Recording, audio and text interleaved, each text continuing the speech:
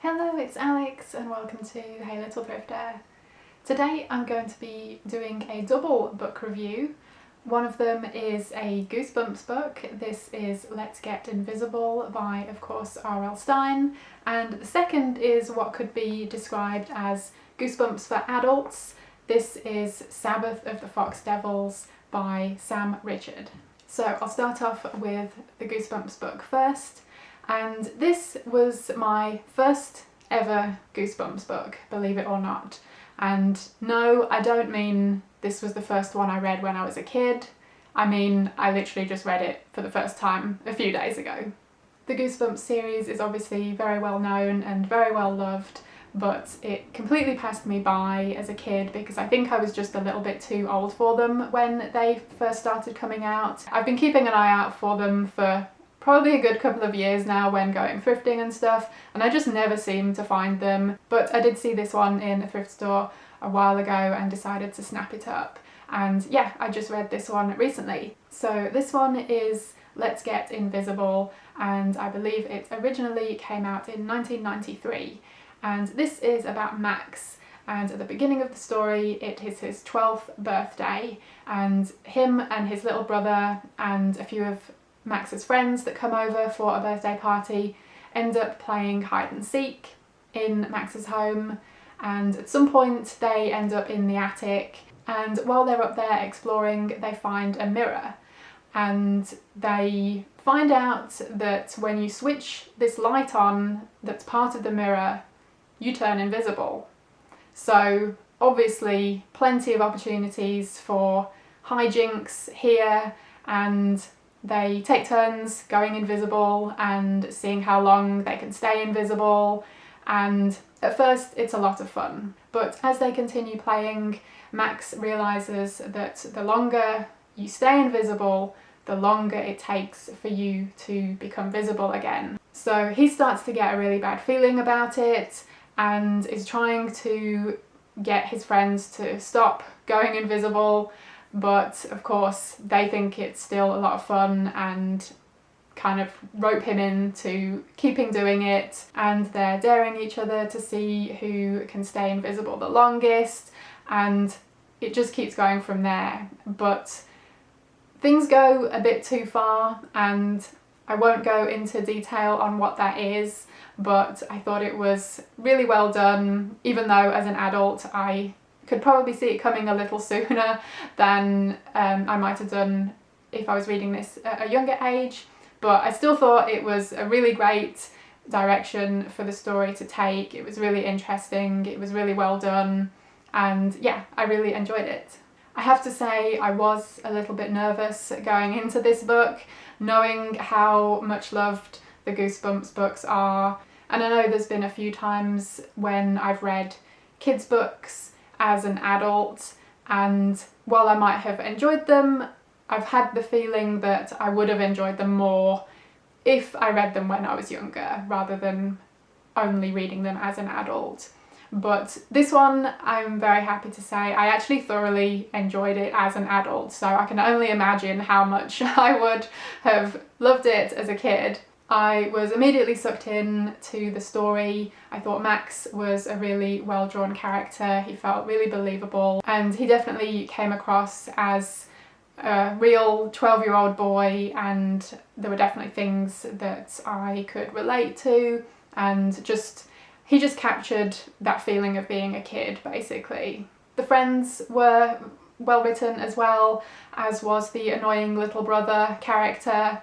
And the parents are, you know, kind of side characters. They don't feature too much in the story, which is fairly typical for these kinds of books, so the story with the kids can really develop. So this was a fun and quick read, and I thought it had some really great thrills and chills throughout there as well, especially when the fun takes a turn for the darker and Max is getting worried about what might happen. And yeah, the thing that develops, which I won't mention here, but you know, it had some pretty serious and creepy consequences, and I thought, yeah, it was just a really well written story.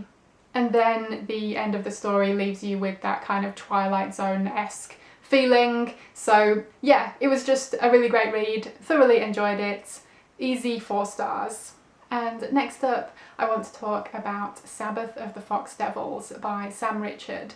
This is an adult horror novel, but its main character is a 12-year-old boy, and it is described as a splatterpunk take on Goosebumps. So I knew I wanted to read an actual Goosebumps book before diving into this one, just so I could really, know what I was talking about, I guess. This book just came out earlier this year, and it's published by Weird Punk Books, which is an indie publisher. I will leave them linked below, definitely go check them out.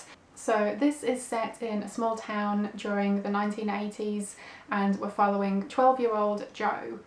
And he and his parents and his older brother used to have, a pretty decent normal life, but 5 years ago Joe's older brother moved out. Either he moved out or he was kicked out. Joe was pretty young at the time, so he doesn't really know exactly what happened, but he does know that his brother was getting into trouble as a teenager and eventually left home. And because of that, Joe's parents became much more cautious, and they really bought into the satanic panic of the era. They became much more religious and were going to church a lot more often and making Joe do the same. And it also meant things like no more sugary cereal for breakfast and no more Saturday morning cartoons for Joe. He doesn't really fit in at school anyway, and because of these things he is even more isolated and doesn't really have any friends. There are a few people that will talk to him, but no one that he's particularly close to. But through these other kids he does learn about the existence of other things and horror movies and such like, and he has this desire to be able to see things like that, but he is not allowed. And one day, through some not so usual circumstances, Joe is left alone at home for a couple of hours. So he, of course, takes the opportunity to switch on the TV, tune it into a channel that's not normally tuned into, and watches this cartoon called Creepies. And this follows this group of kind of Scooby-Doo-like characters that are on the hunt for weird and occult goings-on, and they always get into spooky situations. And from this particular episode that Joe watches, he gets the idea to go to the local library and borrow a grimoire and use a ritual within this book to summon the Fox Devils, and hopefully they can come sort a few things out and maybe his life will be better at that point. So even though we're following a 12-year-old character here, it's definitely not a book for kids. I did mention Splatterpunk earlier, and this definitely goes there. It gets very gory and gruesome, and there's a lot of violence and blood. I thought the idea of the Fox Devils was really cool, and they come across as both cute and sinister, so I really liked them and their role in the story. And I really enjoyed this one too. This was another easy 4-star read for me. It's really well written. I really liked the character of Joe. He was relatable and believable. And I'll read you a little snippet here from Joe's perspective. Maybe one day he could tell them to go fuck themselves, but today wasn't the day. But maybe when he had the book. He felt defeated and livid beyond comprehension. He retreated inwards, towards the white nothing inside, trying to find centre, peace. But there was no silence or peace to be found, but something new instead. At the edge of the bright white nothing was a black unknown above, an endless void pressed against his refuge. And like this contrasting white and black, I thought the book was a really great mix of being really fun. There are a lot of fun elements here. It's nostalgic for the period of the 1980s and the cartoons and the horror movies and all of that good stuff. And yeah, of just kind of being a kid really. And in contrast to that, there's also a really dark and serious side to the story. It's not all fun, and Joe is dealing with a lot of really heavy things. I thought the combination worked really well and really made me feel for Joe as a character, and also throwing in all of the splatterpunk aspects of the story too. Yeah, it just made for a really great mix, a really great story, really well written, and I thoroughly enjoyed it.